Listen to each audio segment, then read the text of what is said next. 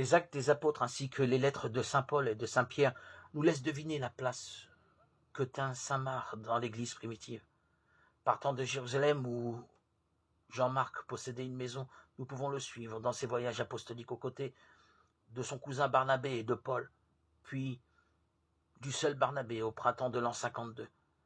10 ans plus tard, nous le trouvons à Rome, collaborant avec Paul, puis avec Pierre. Marc a toujours aimé, par tempérament ou par vertu, à servir en second dans le sillage d'une personnalité plus marquante que la sienne. C'est dans ce rôle qu'il a composé son évangile, recueillant les enseignements de Pierre. Mais le style si vivant, si concret, si direct de l'évangile de Marc aurait sans doute beaucoup à nous dire sur l'âme de son auteur. Dès le IIIe siècle, on attribuait à saint Marc la fondation de l'église d'Alexandrie, et son tombeau était vénéré dans la banlieue de la ville. Depuis lors, l'église copte d'Égypte s'est toujours rattachée à la prédication de saint Marc.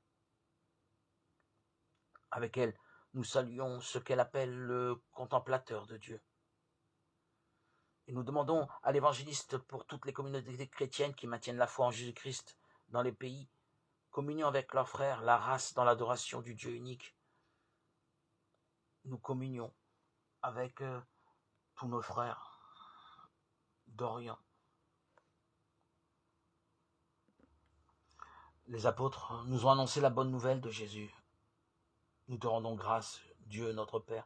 Loué sois-tu, Seigneur, loué sois-tu pour ta sainte Église édifiée sur les apôtres, elle le corps que nous formons. Loué sois-tu pour la parole qui nous ont fait connaître. Elle est notre lumière et notre joie. Loué sois-tu pour le baptême et la pénitence qui nous ont annoncés dans la foi. C'est là que nous sommes pardonnés. Tu es notre force et notre vie.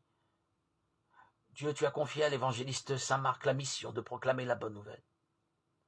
Accorde-nous de si bien profiter de son enseignement que nous marchions sur les traces du Christ.